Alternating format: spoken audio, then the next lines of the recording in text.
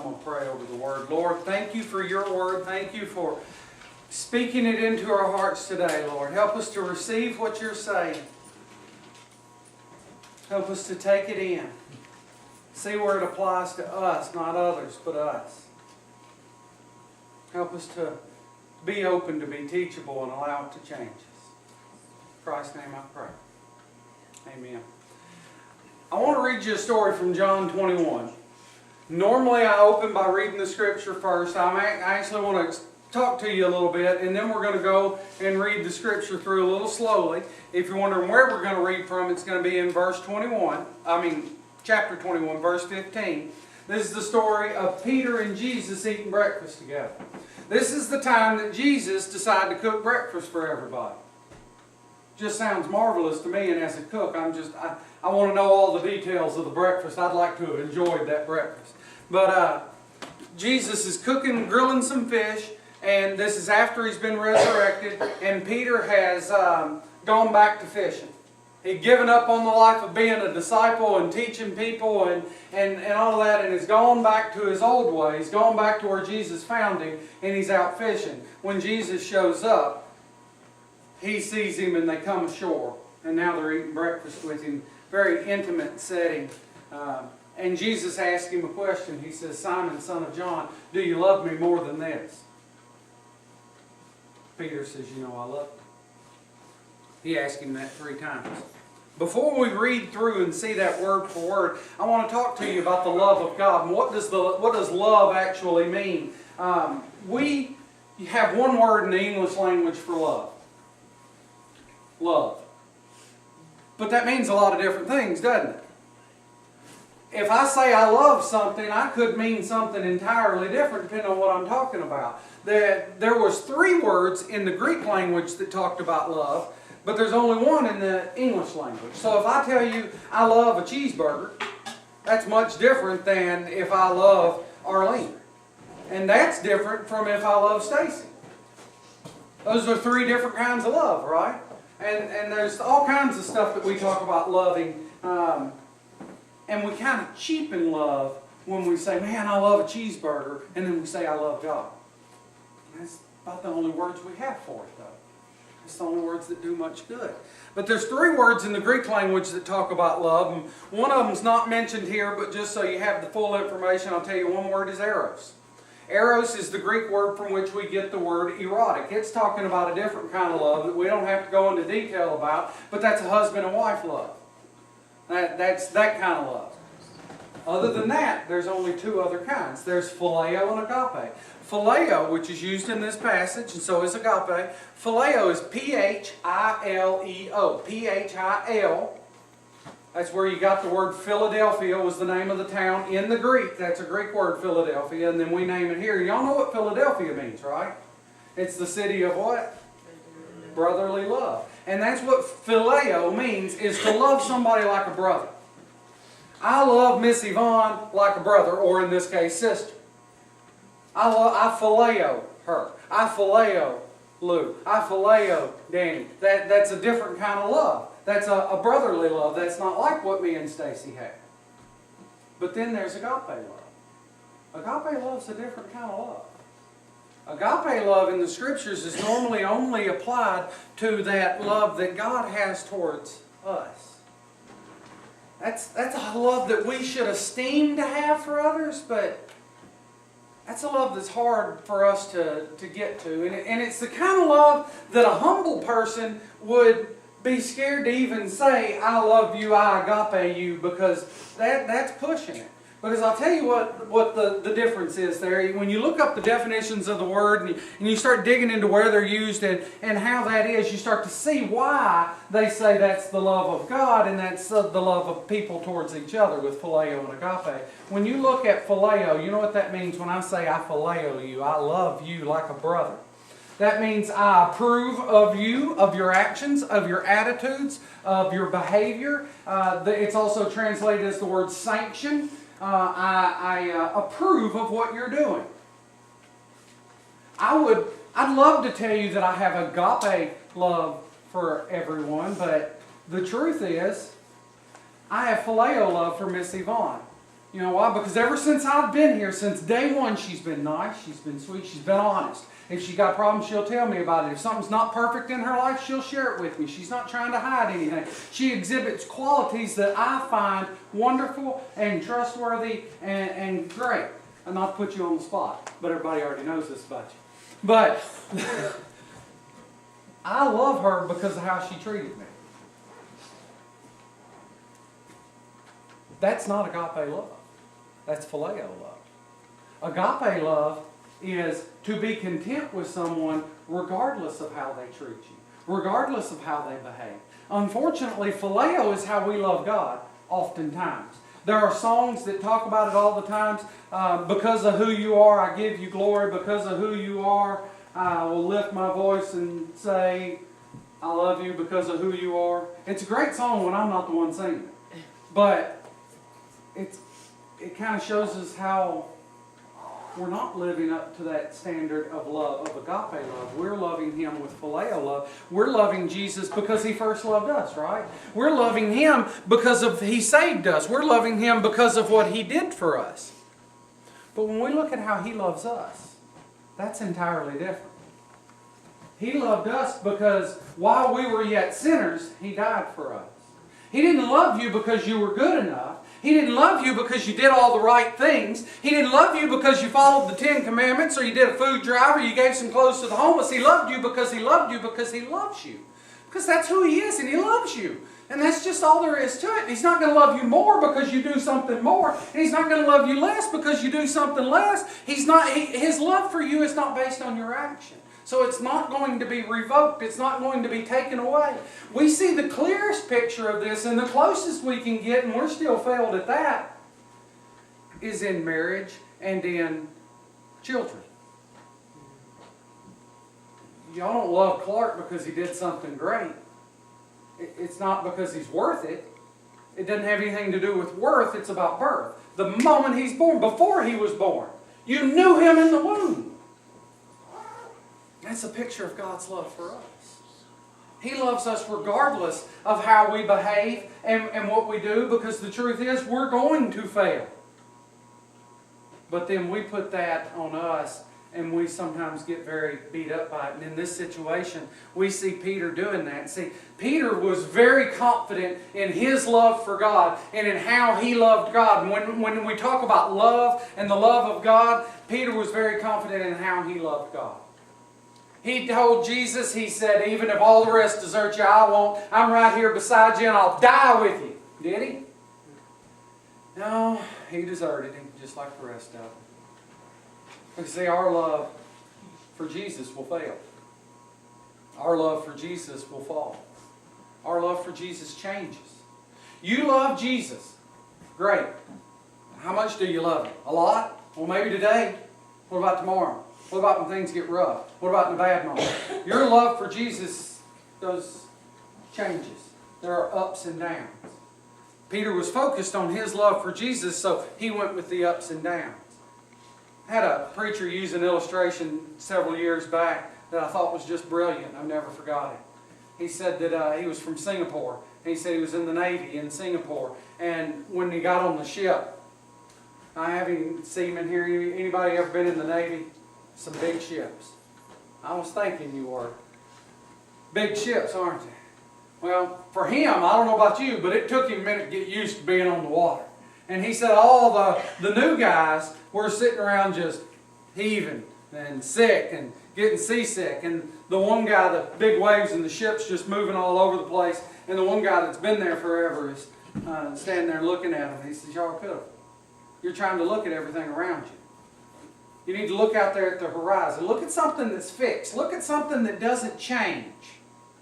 Set your sight on that, and that'll help you deal with the roller coaster. But as long as you keep fixing your eyes on this stuff around you, you're gonna stay this way.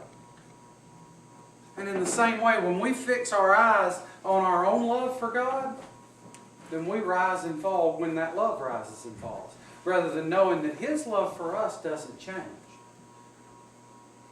So now that we can kind of see what's going on in this situation, and we know the difference in phileo love and agape love, I want to read this to you and show you where both of those words are used, because to me it makes a big difference.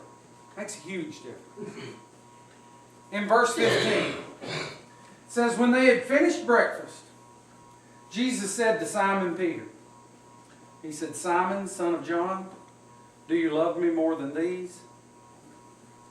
I don't know about y'all, but that catches my attention right off. They're having an intimate meal around a campfire. You like to sit around a campfire? I love to sit around a campfire. Can you imagine for a moment that you're sitting with your friends around a campfire? And as you sit there and you're talking, and someone says something to you, they're just going to lean over and talk to you. They're not going to bother calling you out by name. They're certainly not going to bother calling you out by your full name. When he says, Simon, son of John, man, that got attention. I mean, that's like if we're just sitting around having a casual conversation, and I say, Daniel Bird, well, I ain't never called you that in your life, have I? I rarely even say your name when I talk to you. I realized the other day, Stacy said, I was opening the blinds, and she hollered at me and said, close them back. She didn't want them open. She said, Tim, close those. And I realized when she said it that I rarely ever hear her say my name. Now, she says it plenty, but not to me. Because when we talk, we already know who we're talking to. But when somebody says your full name, it gets your attention, doesn't it? Your mom ever do that? Call your full name? Yeah. I know some people that do that a lot. I have some friends that the mother always, when she wants to get their attention, it's Carter Dillon, James Brace, you know, call out your full name. That gets your attention, don't it? My mother used to do that. My dad never did. But boy, if she used my middle name, I knew I needed to pay attention. Some people have that way about them, to just the situation. One of my favorite guys to do is George Story. Y'all know George. He's a cut up, and he can laugh and joke with you and just talk with you like nothing's going on. But you can be sitting there around a table with 10, 12 people, and everybody's laughing and joking. And George has a way of just saying, he'll just say, well, you know, and everybody will hush. And it's nothing he hadn't said before, but they recognized in the tone of his voice that what he's about to say is important and you need to hear it. He has a way of just grabbing your attention, just like that. That's what Jesus did to Peter right here. He said, Simon, son of John, I can just imagine a hush. Even the birds in the trees got quiet for a second. He said, do you agape me more than these? That word these is this. It's meaning the surroundings. Peter had gone back to fishing. It's kind of like out here, you ask somebody, do you love Jesus more than fishing? There's some people that would pause with that in this county, aren't there? There are some people that would have to think about that around here. But he's saying, look, you are serving me. And because you failed, because you had a problem, because it didn't go your way, because you wasn't strong enough to do all the things that you wanted to do, because you had some kind of issue come up, you just gave up. And you went back to fishing. Do you agape me? Do you love me even when it goes bad? Even when things don't work out? More than all of this stuff? And then you got to think about the setting. They're sitting around the campfire, right? Can you hear the crackle of it and smell the smoke of it? Because when was the last time Jesus and Peter were sitting around the campfire? Jesus was getting beat, and Peter was warming himself by the fire. I can just imagine with every crackle, every bit of smoke that filled his nostrils, Peter was reminded again of his failure.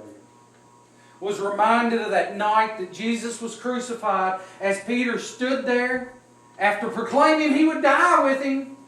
I love you a lot, Jesus. But then situations changed and things didn't look so pretty and things didn't look like they were going to work out. They sure wasn't going to work out the way that Peter thought they was. And now he sat there denying, asking for curses to come upon him, saying, I don't know the man. I'm sure every bit of that situation brought it back to him. But he answers yes. Yes, Lord. Remember, Jesus asked him, do you agape me? Do you love me unconditionally? And he answered, yes, Lord. You know that I phileo you. He said, yes, I love you more than this stuff. You know that my love for you is conditional. Yes, I do love you more than all this other stuff, but you know I don't love you like you're asking me if I love you. You know I don't love you unconditionally. I'm weak and I'm falling and I'm failing, and I love you more than all this stuff, but I have no other choice than to stay here and fish because I'm a failure. I can't love you like you're calling me to love you.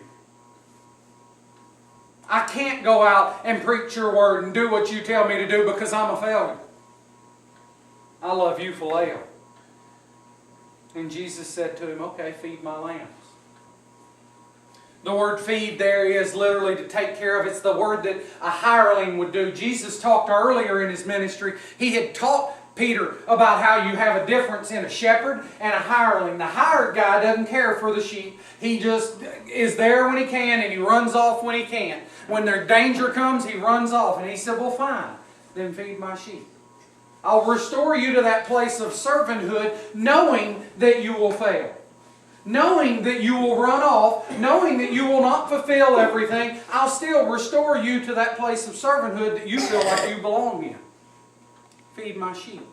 That word sheep is for Christians. It's only used, there's other words for lambs and sheep. That word is only used in this conversation and then to refer to the Lamb of God and those who follow after the Lamb in the book of Revelation. It's the only places that word's used. Everywhere else they use another word for sheep. This is referring to the flock of God. Now it says the second time he said to him. It doesn't say how much time passed, but I can just imagine at least a minute of silence set there. Have you ever had a minute of that kind of silence? I mean, we're not just talking about sitting around the breakfast table anymore. We're not sitting around the campfire anymore. That's a heavy silence. And it probably took Peter a little while just to process it all and get his mind wrapped around what was being said. He was processing, okay, I've failed and I've run off, but Jesus is calling me back to be the hired servant, the lowly guy again. I was going to be the rock that he was going to build his church on, but I messed that up. But at least I have some kind of place in the kingdom. And the second time he asked him, he says, Simon, son of John. Well, I don't care what he's thinking about what Jesus just said. That got his attention again. Nowhere else do you see him calling him Simon, son of John. He talks to him, he says Cephas or Peter or Simon. But he never calls him by his full name like that until this time when he wants to get his attention. You know, he had everybody paying attention. The fish stopped and were paying attention, I'm sure. And the second time he asked him, do you love me? Do you agape me? Now we're not talking about the fishing or the other surroundings. He didn't say more than these. He just says, do you agape me? Forget about comparing it to other stuff because that was Peter's way out. He said, yeah, I love you more than the other stuff. Of course, it's phileo, but I love you more than the other stuff. That was his way out to be able to answer the question with a yes. He says, but do you agape me? And Peter said, yes, Lord. You know that I phileo you. He still wasn't willing to say it. He said, no, I failed you. Yeah, I love you. But it's not like you want me to love you. It's never going to be good enough for you, Jesus. I'm never going to be able to measure up to what you're calling me to. I'm a failure. And that's all I'm ever going to claim or be able to say that I am. And he says, well then, tend my sheep. Now I don't know about your translation, but mine has a different word there for tend instead of feed. And I went back and looked that up, and that's because it means something different. That word tend means to be a ruler. It means to be the shepherd. It means to be the king of a country. It means to be the one in charge. Now he's saying, okay, you said that you wasn't good enough, but you love me more than fishing, then I'll tell you you can go and be a servant. But now you want to tell me you're not good enough? Now you're qualifying to be a leader. Because you know what qualifies you to be a leader? The fact that you don't think you're good enough to be a leader.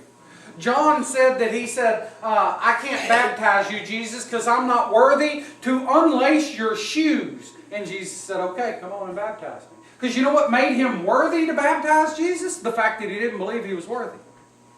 The fact that he didn't think he was worthy. The fact that he didn't elevate himself and say, oh yeah, I'm worthy of it. You came to the right place, Jesus. I'm the baptizer. No, now he said, tend my sheep, rule over my sheep, lead my sheep. Take care of my little lambs. That word for sheep and lambs in the other one is little. It implies the little of the flock, the vulnerable. I imagine there was some more pause. A little more time went by. I don't know how much, but you know it had to be enough for him to process it all. This had to be one of the most weighty conversations of Peter's life. And it says, if you're following, we're in verse 17 now. He said to him a third time, Simon, son of John, do you phileo me? He said, do you love me? But now Jesus changed the wording. He didn't say, do you agape me? Do you love me unconditionally? He said, do you love me like a brother? Do you love me when things are going good? Do you love me in that phileo way? It says Peter felt hurt because of this third time that he asked, do you love me? He felt hurt because Jesus changed the way he was asking. Because now he's asking him, not that he repeated the question 3 times, he felt hurt because now Jesus is saying, do you love me phileo? Peter realized that was good enough for Jesus. That's all Jesus was asking of him.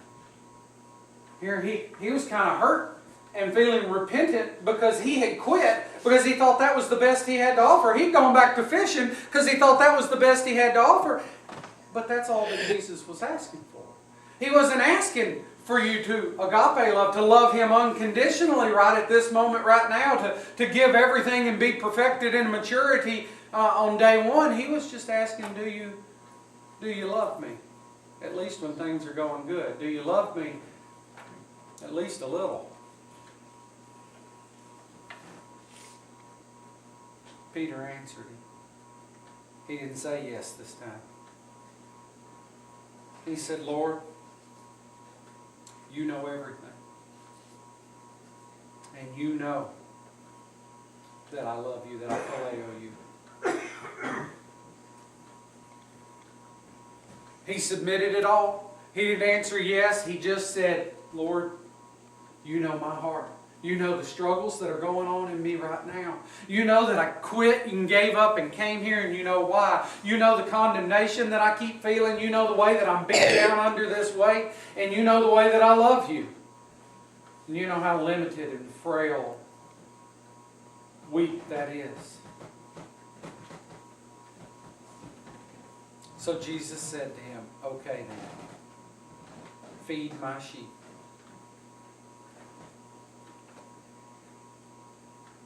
He says, very truly I tell you, when you were younger, you used to fasten your own belt and go wherever you wished.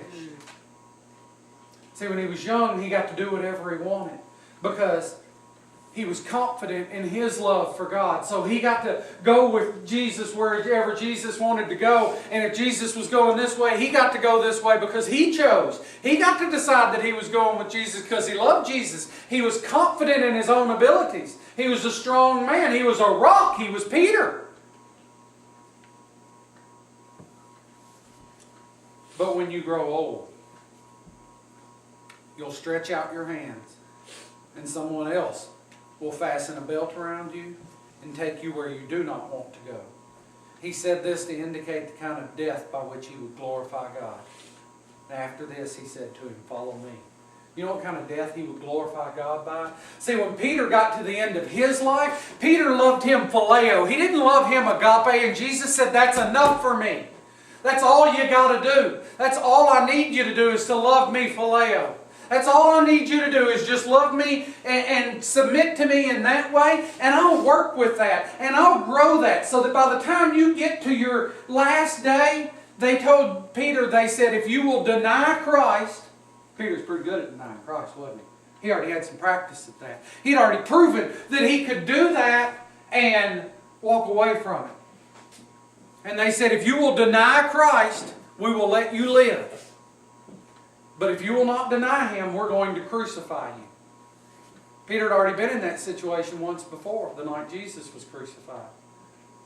But this time his answer was different at the end of his life. This time he said, okay, but you got to crucify me upside down because I'm not worthy to die in the same way that my Savior did. Crucifixion is painful and normally takes several days to die.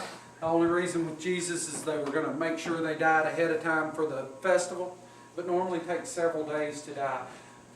And you die by suffocating. You don't get that if you're crucified upside down. It can take a week and a half. You die of dehydration. You die because you can't drink any water.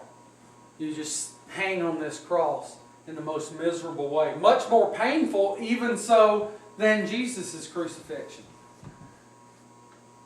And this time, instead of giving way and saying, no, the circumstances are too bad and I give up because I only love you, phileo, we see Peter demonstrate agape love for God. That says, no, I belong to you and I submit to you, whether it's good, whether it's bad. In fact, as bad as you say it is, I need it to be worse. I need more suffering than what you're putting on me because I'm not worthy to go through the same sufferings as Jesus. You got to change it a little bit. We see someone that's matured in Christ. After he explains this to Peter, and this wasn't lost on Peter. You see John put the note in there. He said this to indicate the kind of death by which he would glorify God. This wasn't lost on Peter or John or anybody else standing there. They knew what this meant. And then he said to him, follow me. Jesus had said, follow me to Peter twice before. The exact same verbiage in the Greek. The first time was when he found him fishing. And he said, follow me. And Peter did, because Peter was so confident. Now Peter's not so confident. He found him fishing again. And he's saying, follow me again. The other time that he said it to him was when Jesus said, I've got to be crucified. And Peter said, nope, won't let it happen. Nobody's suffering around me. And Jesus said, get behind me. That means follow me. That's the exact same words there. Follow me. He was telling Peter, you're going to have to be crucified too. You need to get behind me and get in line for suffering. You need to walk in this path as well. And he's telling him again this day. He's reminding him that he is to follow him in life. And then he's reminding him that he is to follow him in death. But now he's talking to a much different Peter. He's talking to one that has come to the end of himself. That's willing to admit that he's broken and he's failed and he's flawed and he's no longer trumping up how great he is and all the qualities that he has and how much he can do right and how he can do this for God and how he can do that for God and I'm just awesome. No, he's saying I'm a broken shell of a man and I really have nothing to offer. Amen. And Jesus is saying, all right, good, now we get to do some work.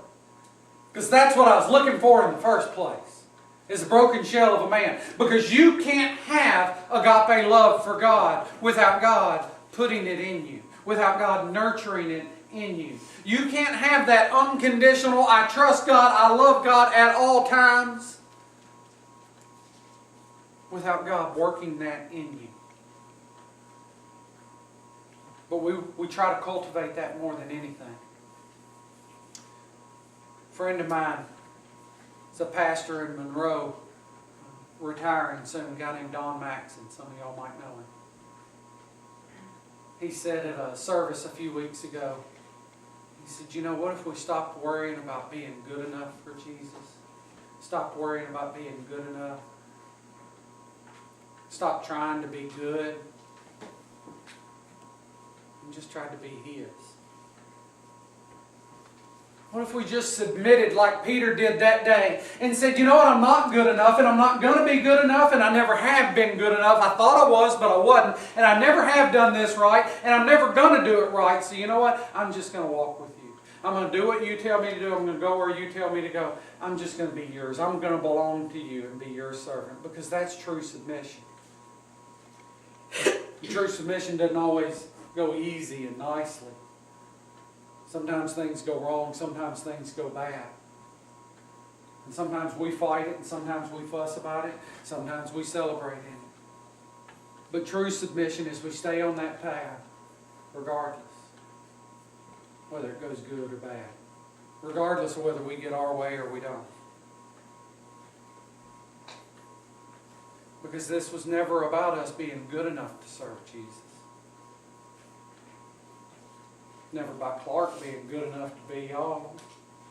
Or any of your other kids. I just use him because he's the new one. He's part of the family. And that's all he's ever got to be. That's all you ever want for a child. Is that they maintain their place in the family. That when they have struggles, when they fail, that they call you. That when they mess up, they tell you about it. Which would be worse? You have a child that goes out and does some horrible thing and goes to jail for it and never calls you again, or you have some son that goes out and does some horrible thing and goes to jail and calls you and talks to you about it. It would be much worse to never hear from them, wouldn't it? You're not worried about what they messed up on. You can deal with that, regardless of what they do. You can deal with that. You've had to deal with a lot of it from yourself and your spouse and your family and your kids. Just as long as they stay in touch. And that's what Jesus is calling for from Peter.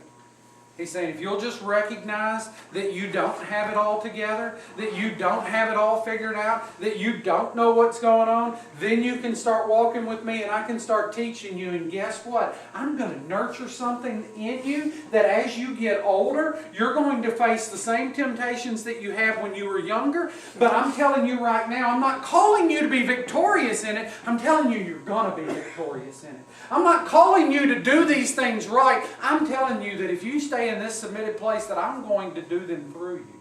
That I'm going to give you victory over them. Not because you're good enough, strong enough, but because I am. So I want to call us today to a time of prayer.